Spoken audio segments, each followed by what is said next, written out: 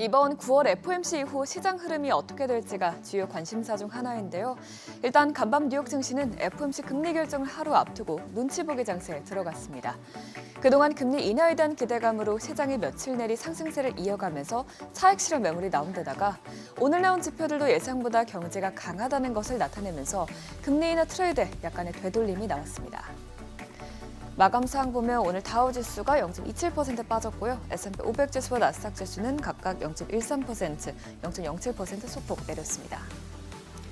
시총 상위 종목들은 등락이 엇갈렸습니다. 아마존은 트루이스트에서 목표 주가를 $250에서 $270로 상향 조정하면서 오늘 1% 넘게 올랐는데요. 트루이스트는 9월 6일까지의 아마존 카드 데이터를 분석했을 때 아마존의 북미 매출이 예상치보다 약 $10억 높았다면서 목표가를 올려잡았다고 설명했습니다. 또 애플은 예상보다 아이폰 17 수요가 양호한 것으로 나타나면서 오늘 0.62% 올랐는데요. JP모건에서 현재까지의 배송 리드타임을 보면 아이폰 17 시리즈에 대한 수요가 16 시리즈보다 약간 앞서고 있는 것으로 보인다고 설명했습니다. 시총 6위부터도 보면 테슬라는 멈출 줄 모르고 오르고 있죠. 간밤 모델 Y의 도어 손잡이 결함을 조사한다는 소식에도 오늘 주가는 3%에 가까운 상승세를 이어갔습니다. 또 오라클은 틱톡 훈풍으로 이틀 연속 상승했고요. 메타는 연례 커넥트 행사에서 선보일 예정이었던 스마트 글래스 제품군을 유튜브에서 깜짝 공개하면서 오늘 1.87% 뛰었습니다. 반면에 브로드컴은 엔비디아가 약세를 보이면서 오늘 동반 하락한 채 마감했습니다. 이어서 오늘 공개된 데이터들은 대체로 미국 경기가 아직 괜찮다는 점을 보여주면서 금리 인하 폭이 기대 이상으로 크진 않을 수도 있다는 전망에 힘을 실었습니다. 우선 8월 소매 판매는 전월 대비 0.6% 증가하면서 시장 예상치를 큰 폭으로 웃돌았습니다. 총 13개 품목 중에서 9개가 증가세를 보였는데요. 특히나 이미 소비의 척도인 레스토랑과 바 등 외식 지출이 0.7%나 늘어나면서 전달의 감소세에서 크게 반등했습니다. 또 GDP의 산출에 포함되는 통제그룹 판매 역시 0.7% 늘어나면서 이번 3분기 GDP 데이터가 예상외로 괜찮게 나올 수 있다는 점을 시사했는데요.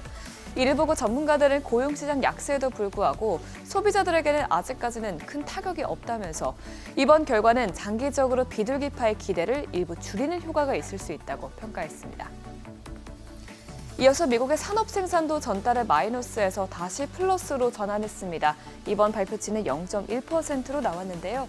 최근 발표된 지표들에서는 제조업 항이 불안정하다는 점을 나타냈지만 이번 산업 생산 지표에서는 제조업 생산이 크게 늘어나면서 전체 수치를 지지해줬습니다. 이런 가운데 미국의 물가 우려도 여전한 것으로 나타났습니다. 수출 물가가 상승한 데 이어서 특히나 미국의 8월 수입 물가는 전월 대비 0.3% 오르면서 예상치를 크게 웃돌았습니다. 이 수입 물가 통계에서 관세는 제외되는데 미국의 수입 물가가 상승했다는 점은 외국 수출 기업이 관세 인상에 따른 비용 상승 부담을 흡수하지 않기 시작했다는 가능성을 시사하는데요. 수입 물가 상승은 결국에는 미국 소비자들에게까지 영향을 미칠 수 있기 때문에 주목해봐야겠습니다. 그러면 이번 FOMC 관전 포인트들도 몇 가지 살펴보면 이번에는 25베이시스 포인트 인하가 기대되는 상황이지만 중요한 것은 이번 회의에서 얼마나 많은 위원들이 빅컷을 주장할지 그리고 9월 이후에는 얼마만큼의 인하폭을 예상하고 있는지입니다. 어제 스티븐 미란 이사가 연준 이사로 공식 취임하게 됐는데요. 그러다 보니 연준 이사 7명 중에서 3명이 친 트럼프 인사들로 구성됐습니다. 이로 인해서 월가에서는 이번 회의에서 3표 이상의 반대표가 나올 수 있다고 보고 있습니다. 또 이렇게 연준 내부에서 의견이 팽팽히 갈릴 것으로 예상되다 보니 앞으로의 전망도 불투명한 상황인데요. 이번 점도표에서 연준 위원들의 금리 전망값이 2회를 가리킬지 3회를 가리킬지 지켜봐야겠습니다.